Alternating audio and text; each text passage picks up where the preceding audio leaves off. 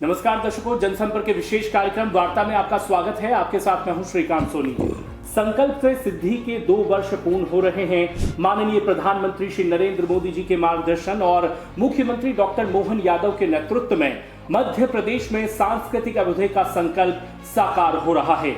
प्रदेश में पिछले 2 वर्षों में किस तरह के धर्म और संस्कृति के क्षेत्र में मध्य प्रदेश ने प्रतिमान गढ़े हैं, इस पर बातचीत करने के लिए हमारे साथ मौजूद हैं मध्य प्रदेश के माननीय मुख्यमंत्री जी के संस्कृति सलाहकार और वीर भारत न्यास के न्यासी सचिव श्री श्रीराम तिवारी सर बहुत बहुत स्वागत है आपका जनसंपर्क के विशेष कार्यक्रम वार्ता में। और सर, सबसे पहले शुरुआत हम इसी से करेंगे कि 2 वर्ष पूर्ण मध्य प्रदेश सरकार के हो रहे हैं, तो किस तरह से हमने सांस्कृतिक अभ्युदय का जो संकल्प है माननीय मुख्यमंत्री जी का, उसे साकार प्रदेश में किया है। वैसे तो मध्य प्रदेश सांस्कृतिक परंपराओं के लिए, सांस्कृतिक अनुष्ठान के लिए और बहुवर्णीय आयोजनों के लिए जाना ही जाता रहा है और उसकी एक अपनी प्रतिष्ठा भी है।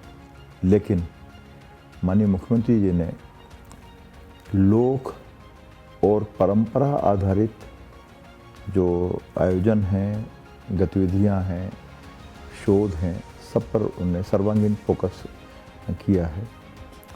और ये भी याद करने योग्य है कि जब ये मुख्यमंत्री बने डॉक्टर मोहन यादव, तो जो पहली कैबिनेट जो हुई है जिसमें केवल मुख्यमंत्री और दोनों उप मुख्यमंत्री उसके सदस्य थे, बाकी मंत्रिमंडल का गठन नहीं हुआ था, तो उसमें जो पहला एजेंडा जो विचार के लिए रखा था माननीय मुख्यमंत्री जी ने, वो श्री कृष्ण पाथेय को लेकर है।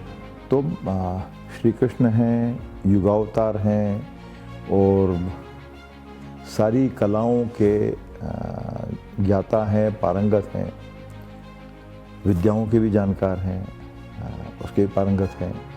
और जिस उज्जैन में जब वो पढ़ने आए मथुरा से, तो इन 14 विद्या और 64 कलाओं में पारंगत होने के बाद उनके अपने गुरु ने, महर्षि सांदीपनि ने, उनको जगत गुरु की उपाधि से नवाजा।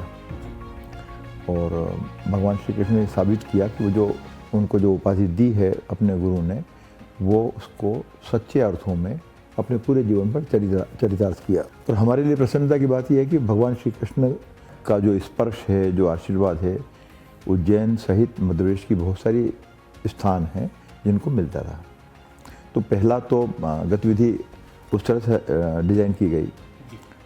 दूसरा, फिर माननीय मुख्यमंत्री जी ने जो पिछले वर्षों में तमाम जो परियोजनाएं चल रही थी, परिकल्पित की गई थी, अब जैसे रामवन पदगमन है, तो वो भी एक तरह से थोड़ा सा जड़ीभूत होता जा रहा था। उसको उन्होंने स्पर्श करके उस पर निर्देश देके उसको बढ़ाने की बात की। जल गंगा संवर्धन सुनने में लगता है कि इसका संस्कृति से क्या संबंध है, लेकिन एक तो बड़ी बात यह है कि संस्कृति जीवन के हर पक्ष में, हर पल में, हर क्षण में है।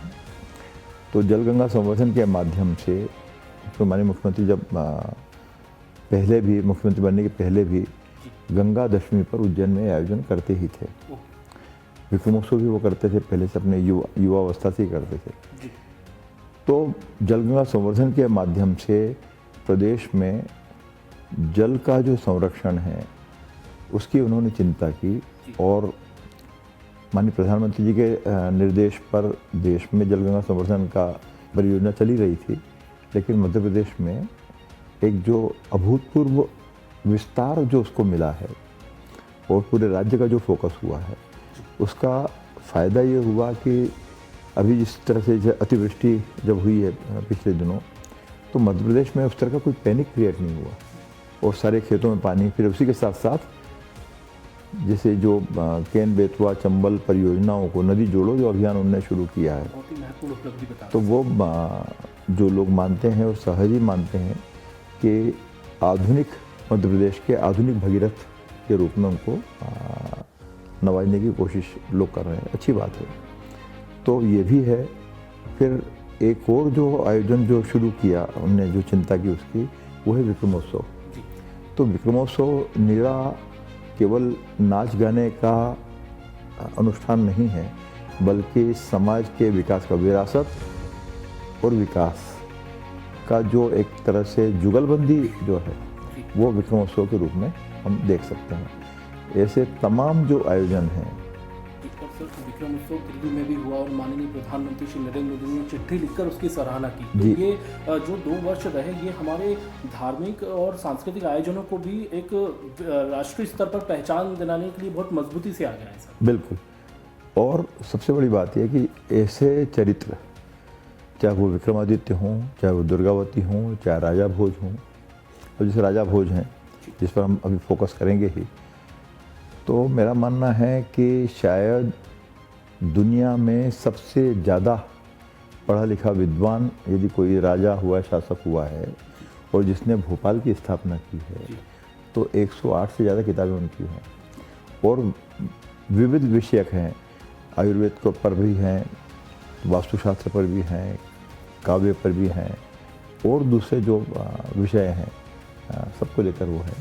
तो ऐसा राजपुरुष, राजनायक जो है जिसको समाज ने भुला दिया था, तो चाहे वो देवी अहिल्या हों, चाहे फिर वो दुर्गावती हों, चाहे वो अवंतीबाई लोधी हों और भी तमाम जो चरित्र हैं, टंट्या मामा हैं, तो भीमा नायक हैं, तो सबके बारे में एक संतुलित समन्वय के साथ प्रदेश ने चिंता की और संस्कृति की एक जो बनक है, एक जिसको कहते हैं कि डब्बा बंद कल्चर के 10 लोग उसको सुनने आ रहे हैं, देखने आ रहे हैं, उसकी जगह चाहे वो शास्त्रीय कलाएं हों, चाहे फिर वो साहित्य हो, कविता हो, दूसरे जो विषय हैं, तो उन सब को लेकर लोक आधारित करने का प्रयास किया है। और इसीलिए हम याद कर पाते हैं कि जैसे अभी हाल जैसे विक्रमोत्सव में जब समापन हम लोग करते हैं वर्ष प्रतिपदा पर, तो पिछली बार केवल 1 लाख लोग थे नदी पर, वो हैं, या स्थापना दिवस के जो आयोजन हैं वहाँ भी भरपूर संख्या में लोग थे। विक्रमादित्य को लेकर जैसे हमने नाटक जो किए हैं, सम्राट विक्रमादित्य महानाट्य, तो जैसे हैदराबाद में हम लोगों ने किया, दिल्ली में किया, भोपाल में खैर और उज्जैन भी करते रहे हैं, तो 8-10 हज़ार लोग हर दिन देखने आए, ये साधारण घटना नहीं। और दूसरी बात कि बगैर किसी दबाव के, अक्सर ये होता है कि भीड़ इकट्ठा करने के लिए बहुत सारे नकली उपाय और साधन जुटाए जाने की कोशिश करते हैं। तो हमारी कोशिश ये है कि संस्कृति का सीधा संबंध समाज से है, तो समाज को केवल याद दिलाने की ज़रूरत है कि भाई ये आपके हित का कार्यक्रम है। तो हम आप देखेंगे कि चाहे वो मातृभाषा अनुष्ठान हो, चाहे वो विक्रमोत्सव हो, चाहे वो दूसरे आयोजन हो, तो सब जगह ही हमको एक दर्शकों का अच्छा खासा प्रतिसाद भी मिलता रहा है। समृद्ध समाज में ही समृद्ध संस्कृति का ताना बाना हो सकता है। इसीलिए मध्य प्रदेश में जो औद्योगिक और व्यापारिक निवेश के लिए जो पहल हुई है, ये भी अद्भुत है। लगभग 30-32 लाख करोड़ के आसपास ये जो करारनामे हुए, अनुबंध हुए हैं और जो शीघ्र ही धरातल पर आएंगे, तो संस्कृति तभी फल फूल सकती है जब समाज समुन्नत हो।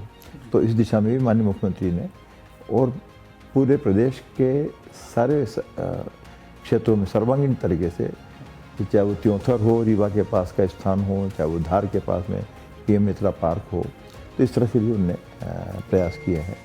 बिल्कुल सर, आखिरी सवाल, जनजातीय संस्कृति को लेकर भी लगातार कार्य हो रहे हैं, उनकी उपलब्धियों के बारे में भी आपसे जानना चाहेंगे। जनजातीय परंपरा के संरक्षण के लिए तो प्रदेश में शुरू से ही काम होते रहे हैं, और अभी जो विशेष करके जो 2 पहल होने जा रही हैं, एक तो बैतूल में युग युगीन जनजातीय परंपरा पर केंद्रित संग्रहालय का विचार है।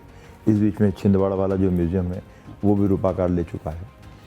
और एक जो शायद दुनिया में सबसे अनूठी पहल होने जा रही है माननीय मुख्यमंत्री के निर्देशों के कारण, उनके संकल्प से, जनजातीय देवलोक। जी।